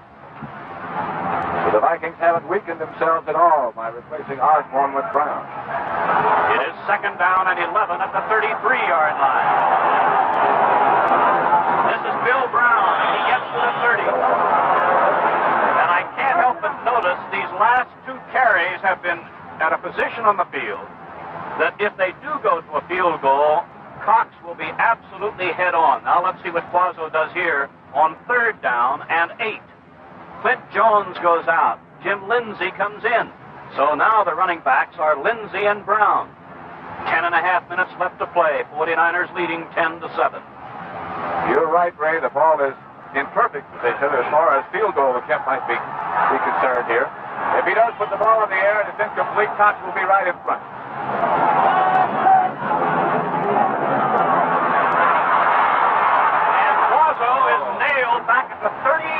5-yard line, I believe. And here he comes. Tommy Hart. Here comes Fred Cox. That play right there could turn out to be one of the big ones of today. The ball is spotted between the 36 and 37. So Fred Cox, who has tried one and missed, being wide to the right, will have Paul Krause holding from 43 yards with 10 minutes and 10 seconds left in the game. Let's watch it.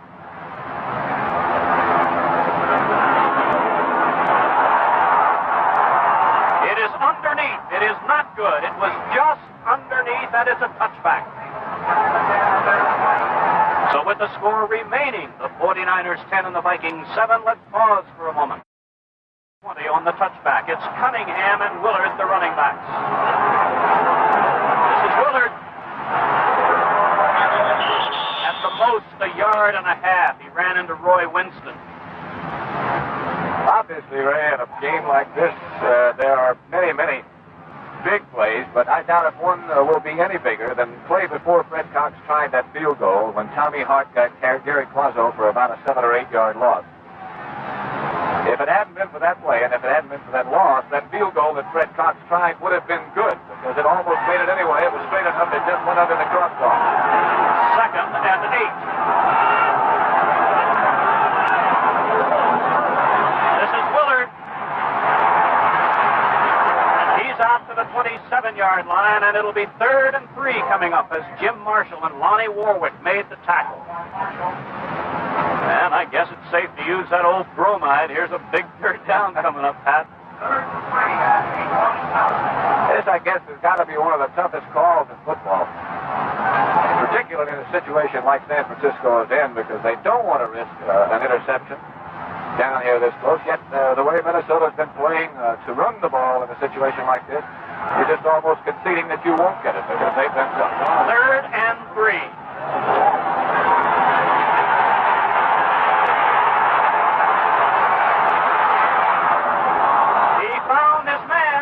First down, 45-yard line, and his man was Kenny Willard, tackled by Ed Schrockman.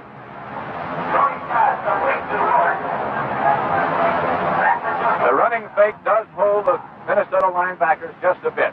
Brody has to scramble. Looked like he might have been able to run right here and get his first down, but he still found Willard, and he's got it by plenty. Excellent play by Willard and a fine play by Brody. It comes with 8 minutes left in the game. First down, 49ers at their 45. This is Willard. And he has about 9 yards to the Viking 46-yard line, where Paul Krause made the tackle. Straight ahead blocking, Cunningham leading, Willard in front, Willard behind. And a good block on Hilgenberg by Cunningham is what really sprung that play loose. Brody had Marshall. Meisler had Page. 7 minutes and 29 seconds left. What's Willard done now, Pat? Can you see there? I believe that's 21 carries for Willard, 21 for a total of 70 yards. He's been busy the last 2 weeks. It is 2nd and less than 1 at the Viking 45 and a half.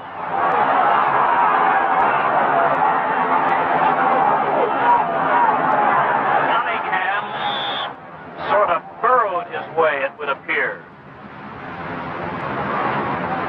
Looked as if he might have slipped just a little bit as he started to take that handoff.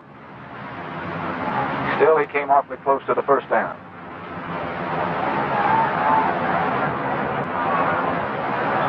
Yep, we're going to have a measurement.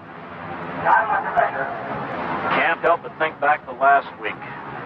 3rd and about a foot when Brody faked the run and hit Bill Tucker all alone for a touchdown.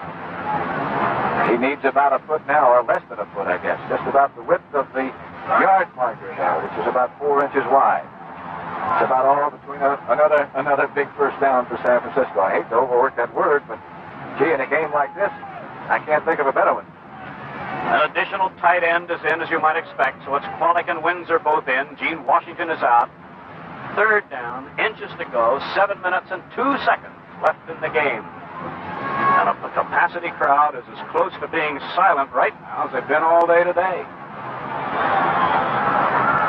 Now the clock starts to run. John Brody has hit 16 out of 30. for a total of 201 yards. I doubt if he'll put it up here.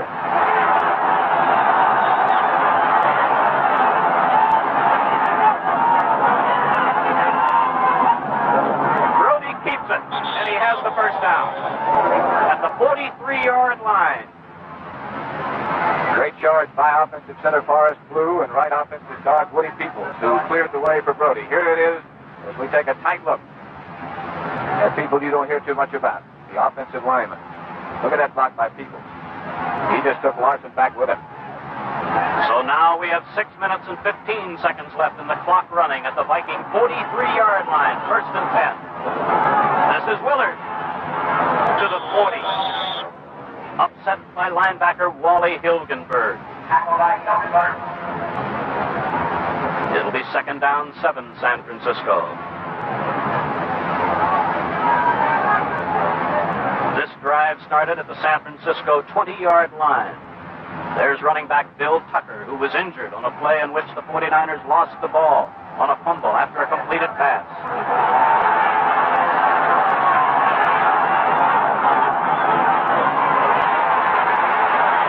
This is for Witcher.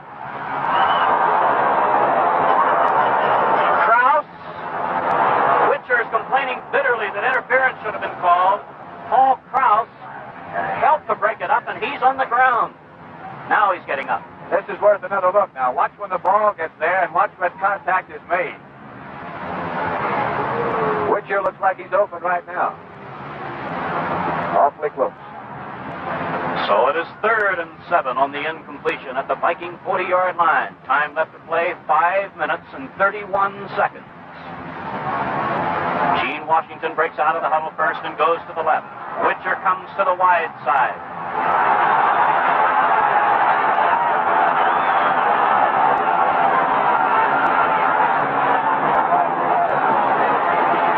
This is Willard. He gets just to the line of scrimmage, then he ran into Alan Page, and it is 4th down and 7. The big meeting in front of the San Francisco bench, the ball on the 40-yard line. A debate as to whether or not they should punt or try for more points in a field goal. Let's see who comes out. It's number 11, the punter, Steve Spurrier, and he'll be punting. By the time he gets the snap from center, we're going to have less than 5 minutes remaining in this game, and the 49ers leading 10-7. We've had no scoring in the second half. The Vikings scored first to lead 7-0. Spurrier inside the 50.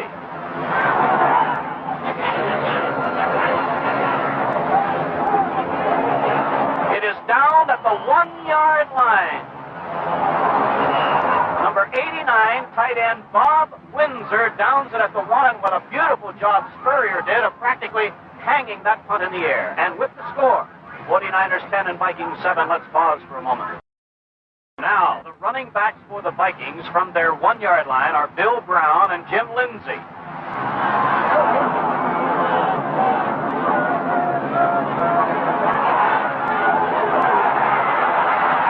Almost intercepted by cornerback Jimmy Johnson. Gene Washington, the intended receiver. John Henderson had gone out, down and out to the left, number 80. Footing is treacherous in the end zone where Gary Quazzo and the offensive unit of the Minnesota Vikings have to get some working room if they're going to get back in this game now. 4 minutes, 32 seconds left.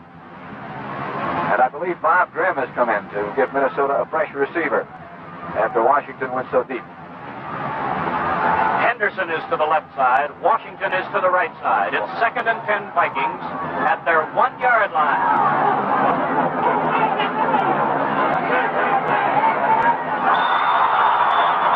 Intended for Jim Lindsay. It's incomplete at the 10-yard line.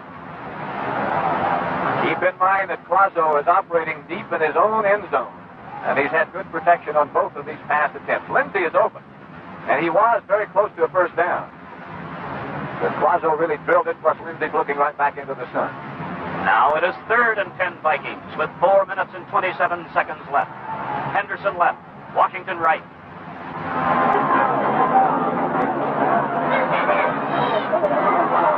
Nobody's there. Henderson did not go deep. It is 4th and 10. And the punting unit comes on, and I'll tell you something. Tom McNeil, the Viking punter, is going to have very little room. Ordinarily, he'll line up about 15 yards deep. He'll be about 10 yards deep and with very treacherous footing. If he steps on any part of that end line, it's a safety. So he's got to be very careful as he gets back close to the back of this end zone. You're right there with it.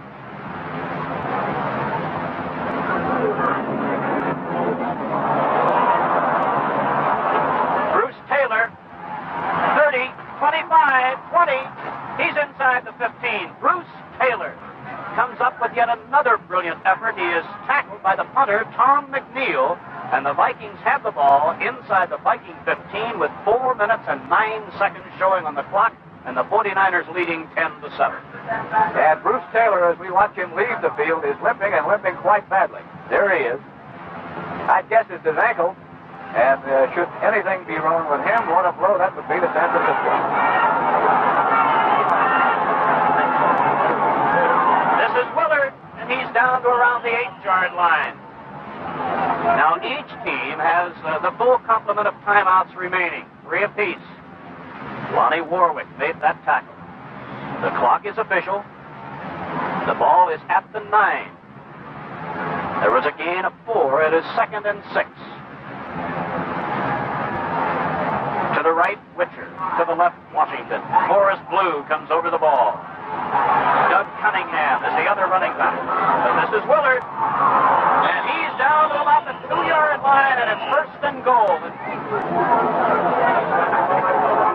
Workhorse Ken Willard. What a job and what a season he's had.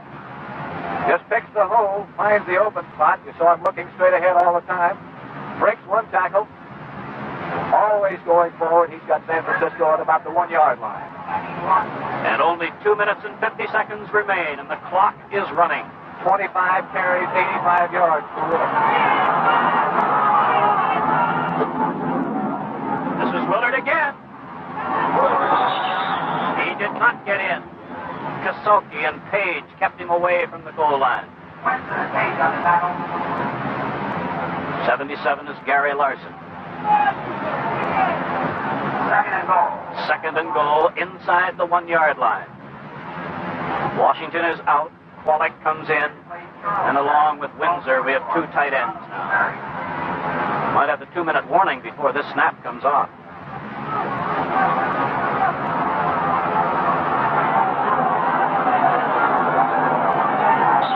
Yeah, there it is, the 2-minute warning.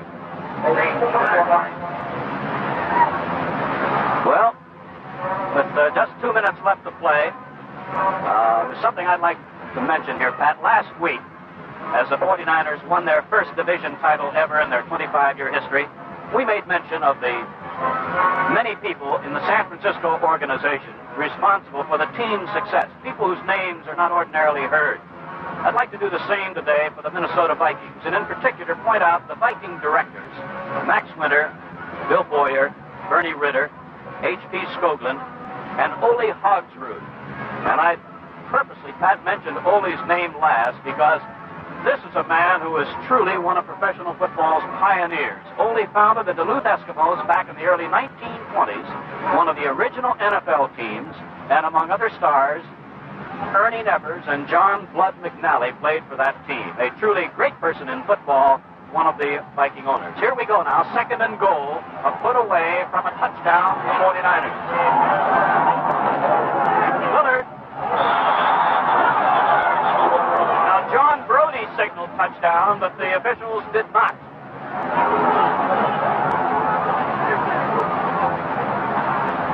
So now it's 3rd and goal. The clock running, and Bill Tucker, who left the game injured, is coming back in now and has replaced Doug Cunningham. Remember now, the clock is running.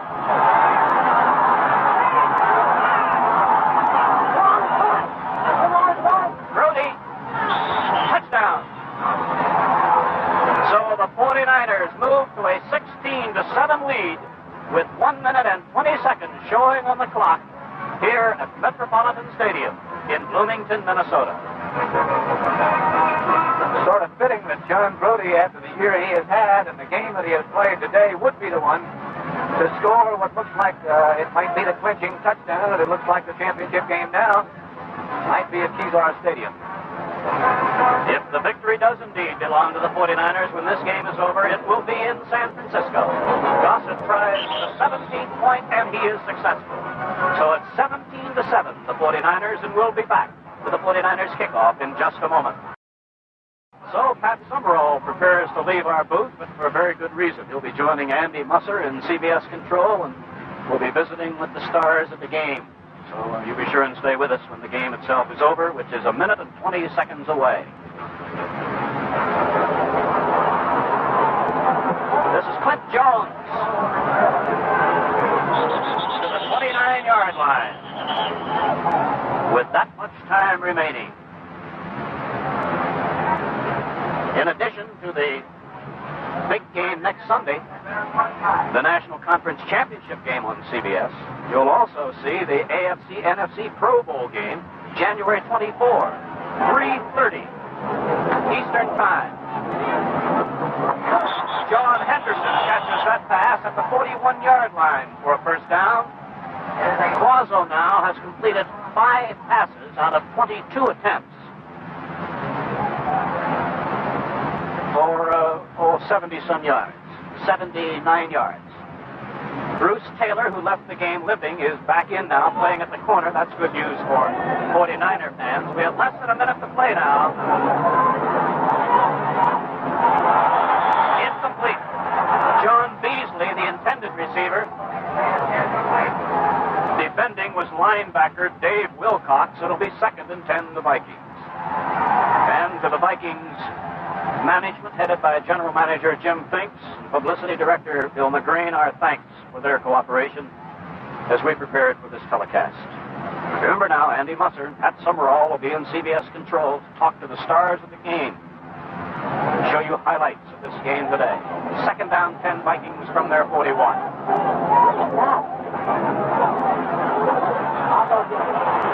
Quazzo is nailed inside the 35-yard line with 48 seconds remaining to be played. The National Football Conference Championship game will be played at San Francisco's Kezar Stadium next Sunday. You can watch it on CBS. Be sure and check your local program listings of your favorite CBS station for the exact time of that telecast. But next Sunday, the Dallas Cowboys and the San Francisco 49ers will meet for the right to represent the National Football Conference in the Super Bowl. Vikings scored first today when Kellen Willard fumbled. Paul Krause picked it up and ran it in for a touchdown. Little did we think at that time that would be the only touchdown scored so far, with only 48 seconds left. The only touchdown that would be scored by the Vikings. As the 49er defense, magnificent all year long, has come up with a superlative effort today. Bob Grimm comes to the left, and Gene Washington goes to the right. On 3rd down and 17. This is Clint Jones. Hit out of bounds by linebacker Jim Snidecki at the 38-yard line. Still about 11 yards shy of a first down, 11 or 12, and 4th down coming up. Vikings have just 2 timeouts left. 40 seconds now left to be played. An additional defensive back is in, Al Randolph, number 27 now for San Francisco. So 5 defensive backs, the 3 linebackers, and a 3-man rush line. This is a 4th down now. This is Bob Grimm. And Snidecki has him. After a first down, with only 27 seconds left now, his forward progress is ruled to be the San Francisco 42-yard line. Many of our fans now have left Metropolitan Stadium. And with the Vikings picking up the first down, Randolph leads, and the 4th member of the front 4 comes back on. Vikings asked for a timeout as soon as that play was blown dead, so they only have 1 timeout left now.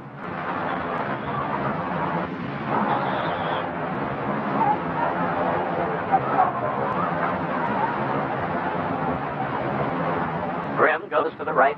Washington lines up on the left side.